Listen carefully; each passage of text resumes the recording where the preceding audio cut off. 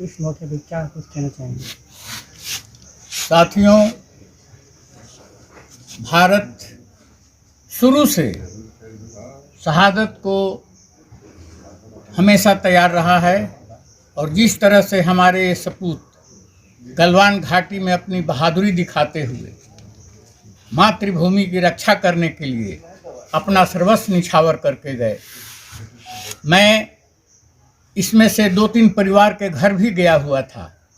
एक लड़का जिसके सर पर अभी टोपी है, उसकी शादी निर्धारित थी और आने वाला था, लेकिन जब उस घर में हम गए और उनके फादर से मिले, उन्होंने कहा कि सर मेरा दूसरा बेटा भी है, अगर ज़रूरत पड़ेगी तो हम अपने दूसरे बेटे को भी सेना में भेजेंगे, लेकिन हमको इसके लिए कोई मलाल नहीं है। तो जिस देश में माँ बाप इतने सामर्थ्य हैं अपने बाल बच्चों के लिए, जितना त्याग है, तो उस देश के लिए मुझे जहाँ तक उम्मीद है कि अगर यही भावना रही तो दुनिया की कोई भी शक्ति भारत को डिगा नहीं सकती है, हिला नहीं सकती है। और यही सब चीज़ें हमारे देश के लिए सबसे बड़ी बात है कि जो भी हम लोग हैं, हम लोग अपने आप को आज तक बूढ़ा नहीं मानते हैं, क्योंकि जब भी मैं अगर मरूंगा तो लोग यही कहेंगे कि एक जवान मरा है, और एक हम लोगों के साथ बहुत बड़ी अच्छी चीज़ है। इसलिए इन सब चीज़ों के लिए देशवासियों को ये संदेश है कि भारत के लिए, अपने देश के लिए जो कुछ करना है वो सोच समझ कर कीजिए। और आज देश का जो नेतृत्व है विश्व में सबसे आगे है, और अगर यही स्थिति रही तो भारत एक दिन पुनः विश्व का गुरु बन करके रहेगा और अग्रणी देश रहेगा। इन्हीं शब्दों के साथ देश के सेना का मनोबल कितना हाई है? दूसरी सवाल कर दीजिए। क्या कुछ कहना चाहेंगे? क्या कहेंगे सर इस पर आप? इस दूसरी पुण्यतिथि पर हम सभी पूर्व सैनिक यहाँ, पहले पुण्यतिथि पर भी यहाँ पर हम लोग उनको श्रद्धांजलि अर्पित किए थे, और दूसरी पुण्यतिथि पर भी हम लोग यहाँ पर पूर्व सैनिक को इकट्ठा हुआ जाना पड़ते हैं। और हम लोगों को इनके प्रति जो अपना श्रद्धा है, जो देश की रक्षा करते हुए चीन के बॉर्डर पर गलवान घाटी में इन्होंने अपना मातृभूमि की रक्षा में सर्वस्व न्यौछावर किया, हम लोग इनको जितना भी याद करें, जितना भी सैल्यूट करें वो कम है। और इस तरह के वीर सपूत हमारे देश में हैं जो हमेशा मर मिटने के लिए तैयार रहते हैं। आज भी हम पूर्व सैनिक को अगर जरूरत पड़ता है देश को, तो हम लोग जाने के लिए तैयार हैं। बूढ़े बूढ़े लोग बोलते हैं हम भी जाएंगे। तो ऐसे देश पर किसी को भी आंख उठाकर देखने की जरूरत नहीं होगी। हमारा देश प्रबल है और ऐसे ऐसे वीर सपूतों से भरा पड़ा है जो एक आह्वान पर देश के लिए मर मिटने के लिए तैयार हैं। नया युवा लोग भी देश पर मर मिटने के लिए तैयार हैं। तो हम जानते हैं, हमें मालूम है कि हमारे जो वीर जवान शहीद हुए हैं, वहाँ के सैकड़ों चीनी सैनिकों को मार कर शहीद हुए हैं। ये हम लोगों की गर्व की बात है। सर, चाइना जो है अक्सर मतलब कि भारत के साथ जो है वो मतलब हरकत करता रहता है, सीमा पर जो अपने सेना को भेजता रहता है, तो क्या भारत जो है किस तरह से जवाब देना चाहिए भारत के सैनिकों को, इसके बारे में ज़रा बताइए सर। ये घटना उनके लिए एक उदाहरण है। ये जो इस बार जो घटना हुआ कि हम पीछे नहीं हटेंगे, तुम्हें पीछे हटने पर हम मजबूर कर देंगे, ये घटना इससे बड़ी उदाहरण कुछ नहीं हो सकती है। अब भारतीय सेना जो है 1962 वाली नहीं है। भारतीय सेना अब पूरी तरह से सक्षम है चीन को किसी भी तरह का जवाब देने के लिए, मुँह तोड़ जवाब देने के लिए सक्षम है। अभी चीन को हिम्मत नहीं है भारत के ऊपर आंख उठाकर देखने का, और उसी का ही उदाहरण है। क्लियर आदेश था कि पीछे नहीं हटना है, और जवानों ने ये करके दिखाया कि गलवान घाटी ही नहीं और भी जगह से चीनी सेना को पीछे जाने पर मजबूर किया गया। अपना परिचय दे दीजिए सर। उपेंद्र सिंह, पूर्व सैनिक।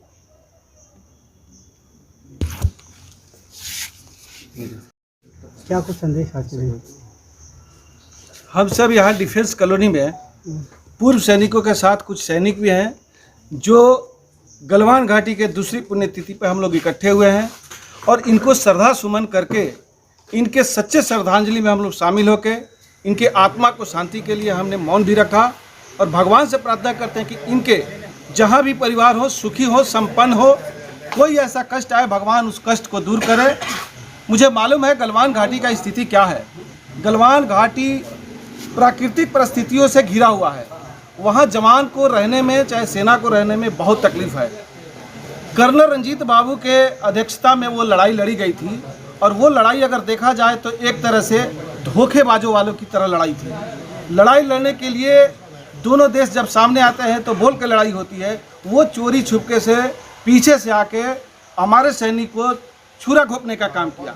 लेकिन मैं कहना चाहता हूँ, हम सब बिहारवासी हैं, और बिहार के जो सैनिक थे, बिहार रेजिमेंट के जो सैनिक थे, जवान सैनिक, उन्होंने छुरा घोंपने का तो चाइना काम किया, लेकिन इन्होंने खंजर मार के और भाला मार के पीछे धकेला, और फिर हम लोगों ने जीत हासिल की। अरुण फौजी कुरुक्षेत्र के लिए हम लोग इकट्ठे हुए। इसकी कहानी कुछ मैं आपको बताना चाहता हूँ। मैं 1960 से इस फौज से जुड़ा हूँ। उस वक्त हमारे आने के बाद गोवा आ जाता को उस पर चाइना 62 में हम लोगों को हरा दिया था। उस समय हमारी बटालियन की 3 ही बटालियन थी रेजिमेंट की, 1st, 2nd और 3rd। हमें लड़ने का मौका नहीं मिला। अपना पराक्रम चाइना को दिखाने का हमको मौका नहीं मिला। 65 में पाकिस्तान को हम लोग दिखाए हैं, 71 में भी दिखाए हैं, देश को आज़ाद किया। लेकिन ये गलवान घाटी में हमारा बिहार रेजिमेंट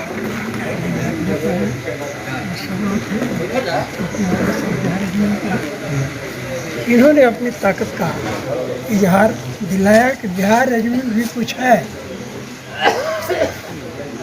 बगैर हथियार के हमारे ये जो जवान 20 मारे गए, सिर्फ 50 थे, और उनके 50 को मार को गिरा दिया। ये बहुत बड़ी बात है। बिना हथियार जी, बिना हथियार के, बिना हथियार कुछ भी नहीं था, फाइट से मार के नाला में गिर दिया। ये हमारे रेजिमेंट के लिए शान की बात है। और ये जो फोटो आप देख रहे हैं, उनको बार बार सैल्यूट करते हैं।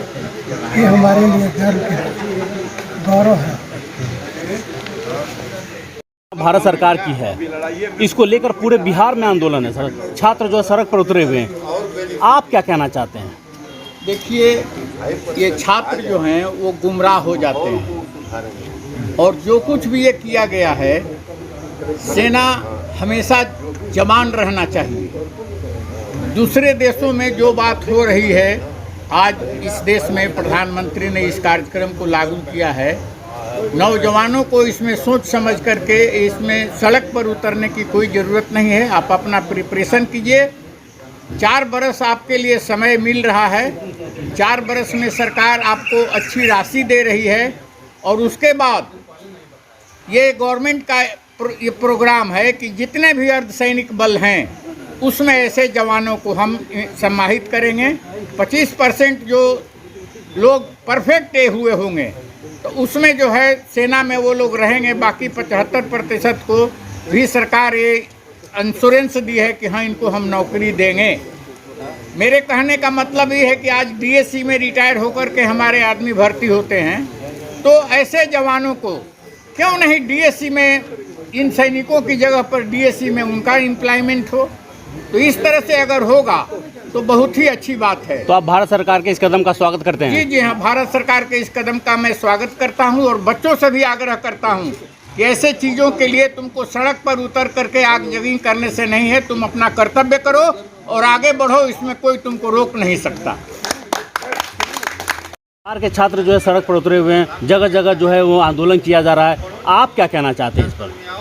देखिए, यह केंद्र सरकार की जो योजना आई है, ये बहुत ही सराहनीय पहल है युवाओं के लिए।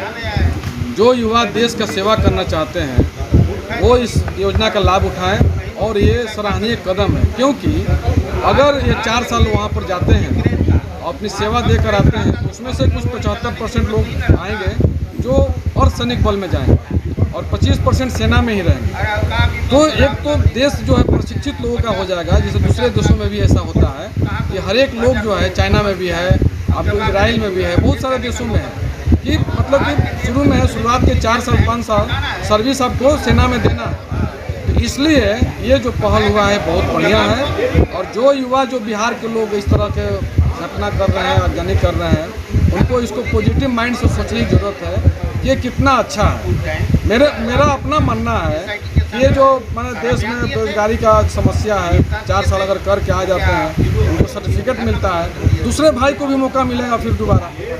तो ये इस माने में समझने का मतलब है कि एक घर में 4 भाई है तो सबको मौका मिलेगा पर ये बहुत ही अच्छी पहल है, इसका हम लोग तहे दिल से समर्थन करते हैं। पूरा पूर्व सैनिक हम लोग जो यहाँ इकट्ठा हैं, सब लोग इसका समर्थन करें। जय हिंद, जय भारत। बिहार के जो छात्र जो आंदोलन कर रहे हैं, या देश में काफ़ी इसको लेकर आवेश है, क्या इसमें सच्चाई है? क्या आप कहना क्या चाहते हैं सर, ये बताइए। देखिए, हम लोग पूर्व सैनिक हैं और आज तक देखा गया है कि देश में जो सैनिकों के लिए काम हुआ है वो पर्याप्त नहीं था। आज जो देश का नेतृत्व करता है वो हमारे फौज को एक अलग दृष्टिकोण से देखते हैं और फौज को काफ़ी सुविधाओं के साथ आगे बढ़ने का उन्होंने प्रेरणा लिया है। और मैं कहना चाहता हूं कि सारा जो आप सवाल किए हैं कि बिहार में काफ़ी उपद्रव हो रहा है, इसमें प्योर एकदम आप देख लीजिए विपक्षी पार्टियों का ही उसमें तालमेल है। ये प्योर राजनीतिक हो रहा है, राजनीतिक से हमें दूर रहना चाहिए।